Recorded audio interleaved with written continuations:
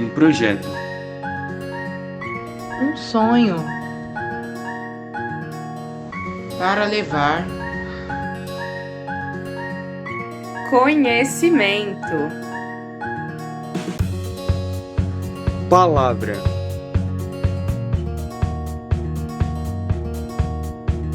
Experiências com Deus. informação. Com excelência. Ei, você está preparado para a novidade? Pode falar.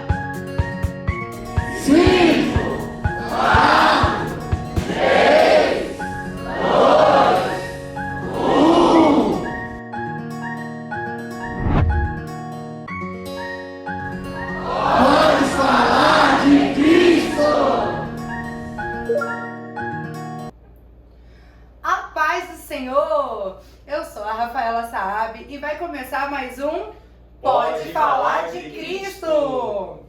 E hoje nós temos o privilégio, esse podcast ele é totalmente diferente de todos os outros que você já viu aqui. Porque esse podcast ele está abrindo uma série de podcasts que virão sobre teologia. E eu tenho o prazer de estar aqui ao meu lado o Johnny, que vai apresentar junto comigo, e os nossos entrevistados, a missionária Cláudia Saab e o pastor Roque. Sejam bem-vindos ao nosso podcast, fiquem à vontade. Obrigado. E o objetivo, para você que está aí nos assistindo, desse podcast é levar conhecimento para sua vida, para sua casa. Se você tiver alguma dúvida depois, se quiser mandar para a gente sobre as lições, quiser vir fazer uma aula experimental, tá? Você pode vir, fica à vontade. E não esquece de já curtir, comentar, compartilhar esse podcast para abençoar outras vidas. Bom, vamos começar? Vamos. Rafael, primeiramente, a paz do Senhor. A paz do Senhor. Gostaria de perguntar para vocês o que inicialmente atraiu vocês para estar ingressando na teologia, para estar ensinando essa área de estudo.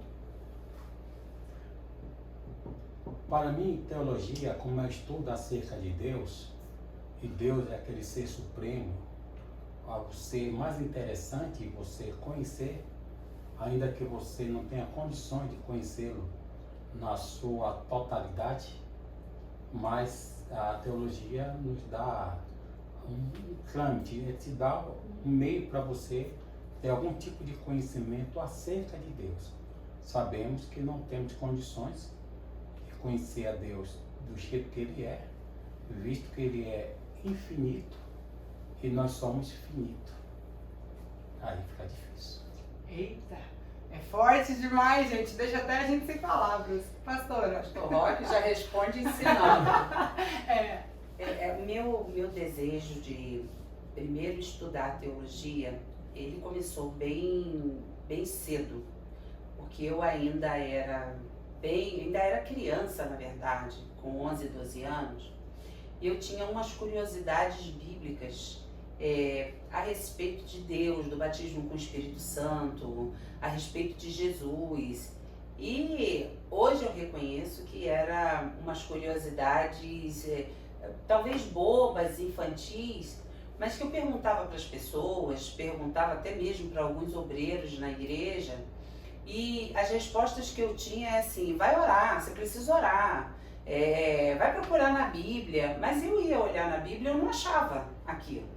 Por exemplo, eu via as pessoas falando em línguas estranhas e eu perguntava: o que é isso? Da onde que vem essas línguas? E me dizia: esse aqui é o selo de Deus. Mas que selo é esse? Selo que eu conheço é aquele que você põe na carta do correio. Ah, é isso mesmo, é garantia. Mas que garantia? Isso é alegria. Mas que alegria? De onde que vem? Como é que eu faço? Aí você dá glória, glória, glória, glória, glória, glória, glória. Eu digo: mas eu dou glória, glória, glória, minha língua enrola, mas eu não falo isso. Então, assim, as pessoas não sabiam me responder exatamente. Eu queria uma explicação, não sei se lógica, fundamentada. Exatamente. Uhum. Então, eu comecei a procurar na Bíblia e me imaginar, se alguém me fizesse essa pergunta, como que eu ia responder. Então, foi justamente na época que o pastor Antônio Gilberto lançou o CAPED, que foi o curso de aperfeiçoamento de professores de escola bíblica dominical Eu tinha, na época, eu ia completar 12 anos de idade. Muito E novinho. ele lançou esse curso numa igreja lá no Rio de Janeiro, na Assembleia de Deus em Marechal Hermes. E na época os irmãos que estavam responsáveis por isso não permitiram que eu fizesse a inscrição, porque eu era menor de idade, eu era uma criança. Mas eu era uma criança responsável e que trabalhava na igreja. E como não deixaram eu fazer a inscrição, e eu ajudava na cantina por ser muito responsável, eu pedi às irmãs da cantina se eu podia servir água e cafezinho para os irmãos que iam ministrar no curso. Olha, antes de eu terminar de contar a história, você que tem curiosidade, dizem que você é novo demais, olha a estratégia que Deus deu pra ela. Pode ser a mesma estratégia que Deus vai dar pra você aí, Amém. pra você ir procurar um conteúdo, um ensinamento que você deseja, né? Foi. Amém. E eu acho que aqueles irmãos nunca nunca tomaram tanta água e tanto cafezinho na vida, porque toda hora eu levava água e cafezinho, eu ficava parada com a bandeja, ali ouvindo. Conforme eles foram, pastor Antônio Gilberto, Albertina Malafaia, querida pastora Albertina Malafaia, que me iniciou também no ministério infantil, depois foi minha professora no seminário, quando eles iam explicando as matérias teológicas, falando sobre batismo no Espírito Santo, eu fui me apaixonando por aquilo. Eu disse, a Bíblia tem resposta, sim. Então eu comecei a me interessar por ler a Bíblia, porque eu achava que a Bíblia era um bicho de 7 cabeças, era muito difícil, porque eu abria e lia aquilo e eu não entendia nada. E o John Wesley, ele diz que falar a palavra de Deus é colocar olhos dentro dos ouvidos. E eu comecei a perceber que eu podia enxergar além daquilo que eu via. Então assim eu comecei a me apaixonar. E conforme eu fui estudando a Bíblia e eu ia comentando, eu percebi que as pessoas iam gostando daquilo, porque elas também não sabiam o que eu não sabia. Então Deus foi me permitindo, aos 12 anos, assumir uma classe de escola bíblica dominical, e as coisas foram acontecendo. E depois no seminário, por aí, eu fui descobrindo isso que o pastor Roque falou, que uma mente infinita jamais pode ser entendida por uma mente finita, e isso nos faz a gente se apaixonar cada dia mais pela palavra. Porque ainda mais, tudo que a gente explica, encontra na teologia explicação, ainda assim tem coisas que Deus faz que não há explicação. Então Deus sempre arruma uma forma de surpreender a gente. Então é fantástico vocês falando sobre isso, porque realmente o nosso Deus, ele é muito grande, ele está sempre disposto a surpreender a gente, e essa novidade que ele traz pra gente todo dia, a gente com a nossa mente finita a gente não consegue alcançar. Nossa, arrasaram. Quanto mais a gente estuda, né, pastor Roque, mais a gente entende a profundidade, ou não entende, não sei, porque é mais profundo e mais infinito. Não, para assim, um texto que Paulo fala. Paulo diz assim, o apóstolo São Paulo, né? Ele diz assim, se alguém pensa que sabe, ainda não sabe como convém saber. Isso quer dizer, qualquer área que você for pesquisar, você percebe que ainda tem muito mais. O saber não tem limite. E a teologia é um ramo muito bom, porque você estuda várias matérias, e em cada matéria você vai descobrindo tesouros, entendeu? Você, por exemplo, você estuda livros poéticos, por exemplo. Você começa a estudar sobre a história de Jó, que é maravilhosa. Depois você vai estudar sobre Cantares de Salomão.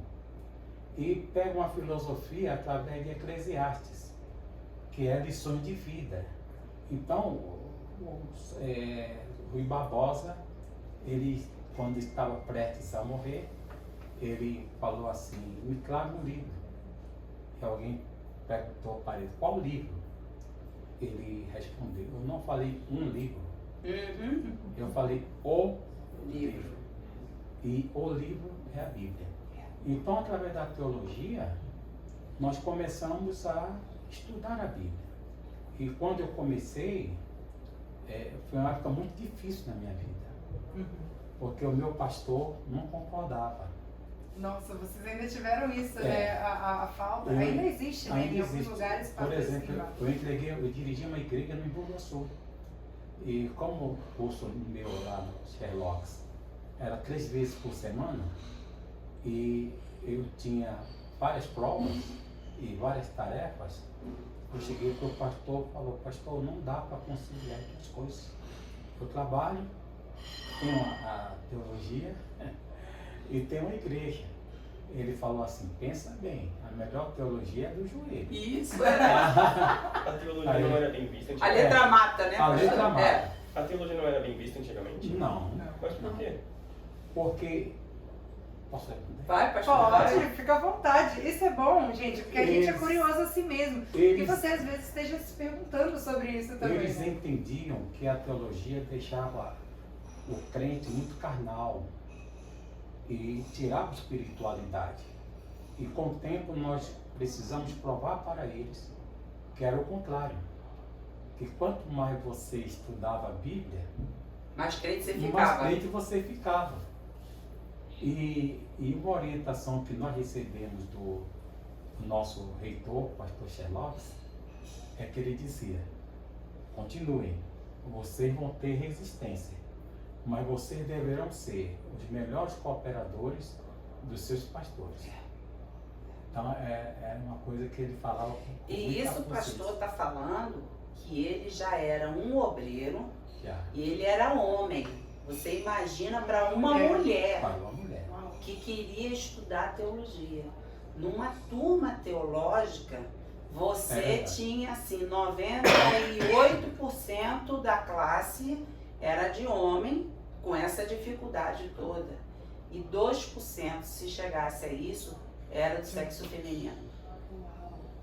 Eles chegavam a dizer assim, a letra mata. É. E o espírito E o vivifica. espírito vivifica. Então, para que se aprofundar em letras, se as letras matam? Nem o estudo secular era bem visto, né, pastor? Não era não. Porque o crente que estudava, fazia uma faculdade, fazia um ensino médio, que até o ensino Aham. médio era difícil, Era difícil. ele era mal visto. É. Porque o que você via na igreja, que o crente ele tinha que ter poder, você vai ver que você tem alguns hinos antigos aí, que fala inclusive do crente que usa anel de grau, Justamente. o crente que tem formação. E muito dessa fama também se deve que o pessoal ia fazer teologia, ele até pisava diferente, Justamente. falava diferente, né, pastor? Fazia aquela empáfia, ele chegava, ele quando ia pregar, ele falava umas palavras, né, pastor? Difícil, negócio assim, né? Queria colocar A os oração termos. mudava. Né? Na verdade, teve muita vaidade também naqueles que começaram a estudar, porque é coisa nova, né? E quando chegavam na igreja, que eles iam pregar, queriam, né? Mostrar o que uma tinha boa aprendido. retórica e mostrar muitas coisas, né? É. Mas isso, graças a Deus, que tem melhorado, né? Graças a Deus. E a beleza do ensino e da teologia é justamente essa. É você pegar aquilo que parece difícil e traduzir.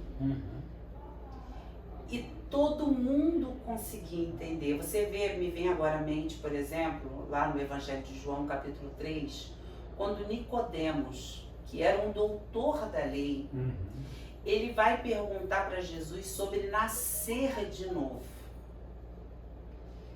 Quando você vai olhar esse texto ali, você vê que esse texto ele está cheio de informações históricas da época.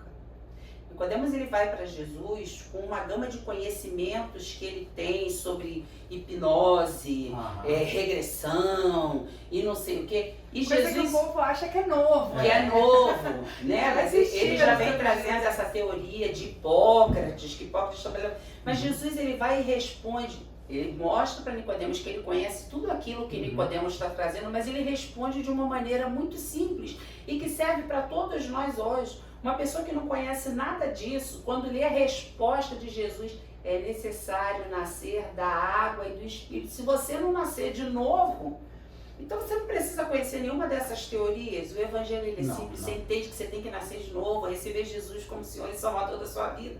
Essa é a graça do Evangelho, essa é a graça de ensinar. É você transformar aquilo que parece difícil Na simplicidade. Meu Deus do céu. Na verdade, você facilita. Por quê? O apóstolo Paulo diz que o homem natural, Não compreende. ele não entende as coisas de Deus. Ainda que ele tenha um QI avançado, tem uma mentalidade Formação que ele uma tiver. formação acadêmica, uma boa graduação, mas ele é natural. E na Bíblia nós temos 3 tipos de pessoas: o homem natural, o homem carnal e o homem espiritual. Então, se o homem ele está enquadrado em ser carnal, em ser um homem natural, ele não vai entender as coisas.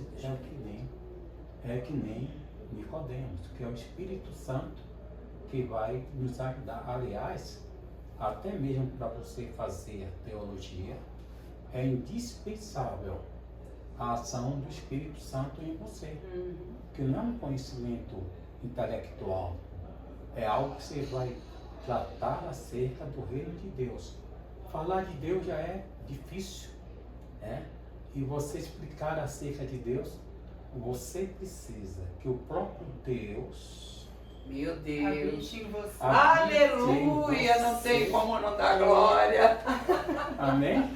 É porque toda aula de teologia é igual agora. Você tá Pastor, eu estou sendo ministrada aqui pela sua vida. Amém, mano. É verdade. Glória a Deus. Se ele não fizer alguma coisa, não adianta. Você estuda, mas fica só Não na entra superfície. nada, Agora, quando você entra na dimensão do Espírito, você mergulha no oceano do Espírito.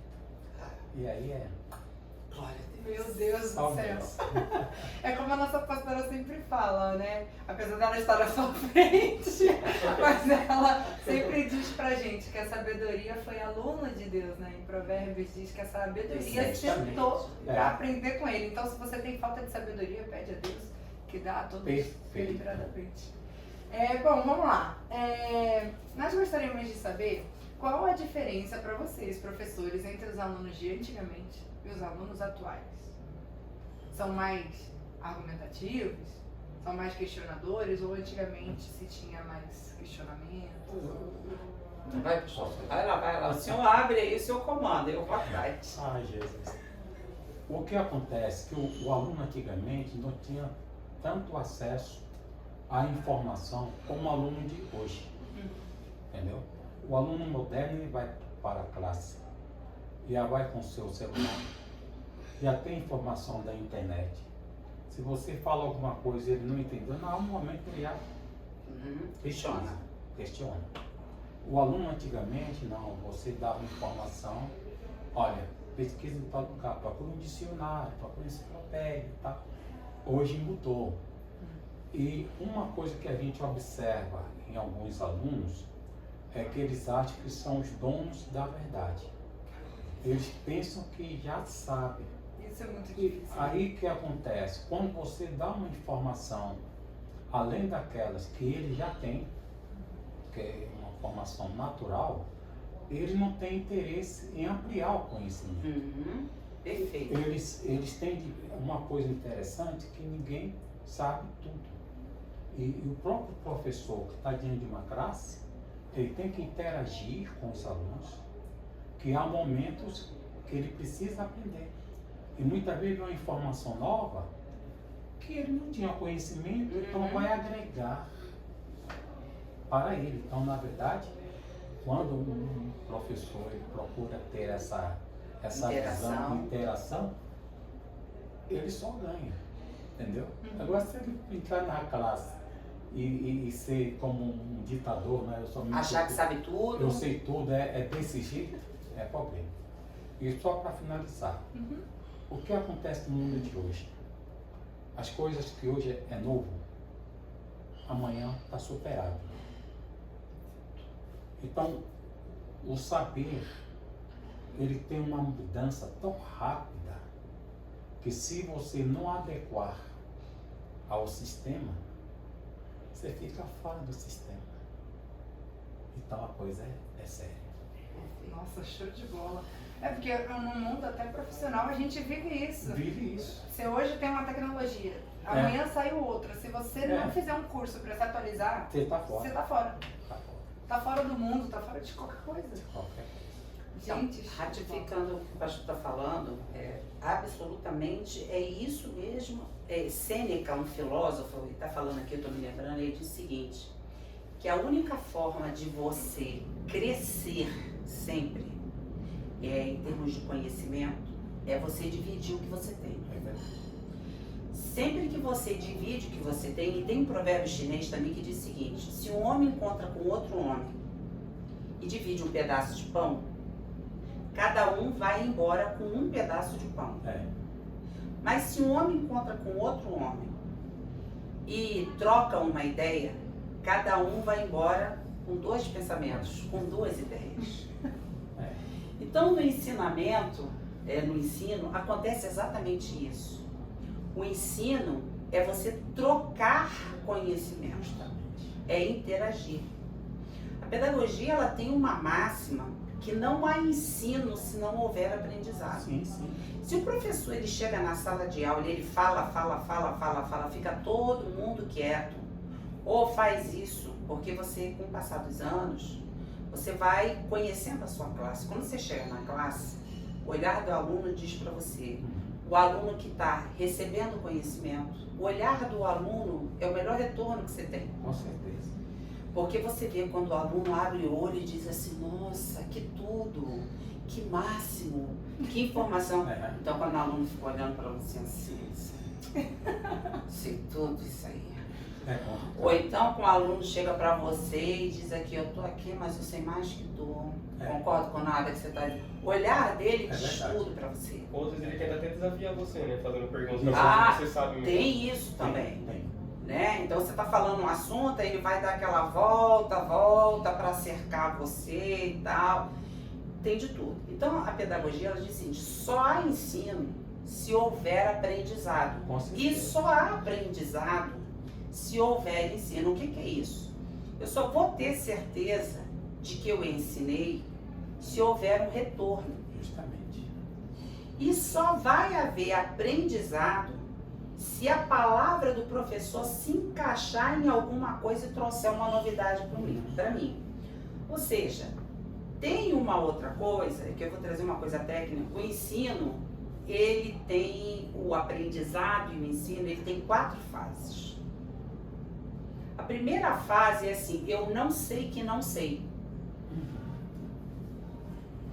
Todos nós não sabemos que não sabemos algumas coisas. Tem coisas que a gente nem faz ideia que existe.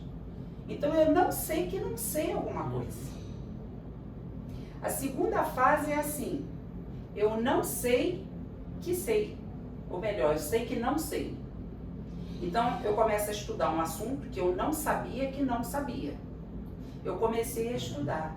Eu digo, gente, eu não sabia disso. Então agora eu tenho consciência de que eu não sei. Eu sei que eu não sei sobre isso. A terceira fase é assim, eu sei que sei. Se eu perguntar para você, um exemplo, o que é a docimazia hidrostática de Galeno? É um exame que você faz para verificar sobre a herança, saber se uma criança nasceu com vida, nascituro ou natimorta. Então vai pegar o pulmãozinho dela, vai mergulhar numa água destilada a tantos graus. Se o pulmãozinho flutuar, a criança nasceu com vida. Se o pulmãozinho não flutuar, a criança nasceu morta. Eu sei que eu sei isso e o desfecho que isso vai ter para uma herança, para uma questão jurídica. Talvez alguns de vocês não sabiam que não sabia isso. Talvez alguns de vocês que estão ouvindo sabem que não sabem sobre isso. Já ouviu falar, mas sabe que não sabe. Talvez alguns que estejam me assistindo e me ouvindo sabem que sabem. E talvez alguém já tenha ouvido e sabe, não sabe que sabe. O que é não saber que sabe? Alguém vai lhe fazer uma pergunta e o senhor vai dizer assim, não sei não. Aí o senhor começa a raciocinar e conjugar uma série de informações. E aí responde, aí vai pensar assim, e eu não sabia que eu sabia disso. É verdade. Então a primeira fase, recapitulando, que pode ter ficado um pouco confuso. Não sei que não sei. Não sei que sei. Sei que sei. Não sei que sei. Não sei que não sei. Não sei sobre esse assunto. Não sei que não sei. Sei que não sei. Eu ouvi isso aqui, eu sei que eu não sei disso. Eu sei que sei. Não sei que sei. Então, essas são as fases do aprendizado. E quando a gente vai ensinar o aluno de antigamente e o aluno de hoje, a gente identifica isso no aluno. A simplicidade em identificar que ele não sabe e o aluno que acha que sabe tudo. Meu Deus, gente, isso aqui tá tão maravilhoso. Só que os professores vão ter que dar aula. A gente pode marcar um outro dia. E a gente dia. vai marcar um outro dia, com certeza, para vocês voltarem aqui. E eu quero já agradecer, porque para mim, sinceramente, isso está sendo um privilégio muito grande fazer isso aqui do lado do Pastor Roque. Obrigado, irmão. Porque o meu primeiro contato com o Pastor Roque foi uma coisa muito engraçada. Porque eu precisava conversar com algumas pessoas para virem dar aula no ETAD. Eu tinha feito uma cirurgia num dente. Eu estava, acho que de máscara, eu não sei se quando eu falei com o senhor eu estava de máscara. Foi uma coisa que eu achei que eu ia morrer, mas literalmente, porque infeccionou, tem uma infecção que subiu no cérebro, foi uma coisa muito séria. E quando eu fui falar com o Pastor Roque, quase que eu ressuscitei. Cláudia, venha para fora. Venha para fora. Porque falar com o Pastor Roque naqueles dias, pastor, foi assim, foi uma bênção. Amém. E o Senhor continue lhe abençoando. Amém. Lhe dando graça, lhe dando saúde. E é um privilégio ter aqui no núcleo da ETAD, no Campo Limpo, o senhor como um dos nossos professores. Obrigado, irmão. Os nossos professores são abençoados e ter o senhor aqui ter o senhor aqui esses minutinhos foi uma benção. Eu quero dizer para você, venha estudar aqui no ETAD. O nosso ETAD é uma benção. Estamos aqui, eu, Pastor Roque, temos o pastor Osmar, o pastor Márcio, o pastor Marcos, o pastor Leandro, nossa irmã Sueli. Nosso corpo de professores é um corpo abençoado, pessoas que têm experiência, têm conhecimento, não só teológico, mas tem formação secular, tem um gabarito. Nós estamos aqui na Rua Estância, número 94. Aí você vai dizer assim, mas eu não sei, eu não tenho certeza. Você pode vir fazer uma aula experimental, assistir uma aula sem compromisso. Nós estamos com curso básico, curso médio. E vamos começar agora no segundo semestre o curso avançado ou bacharel, para você que já tem o curso básico, o curso médio. Nós estamos aqui debaixo da direção geral do nosso bispo Samuel Ferreira, nossa bispa Keila Ferreira, na direção local do pastor Samir Saab. Nós vamos ter muito prazer em receber você aqui na nossa escola de teologia. Quero louvar a Deus pela vida da evangelista Rafaela, pela vida do Johnny.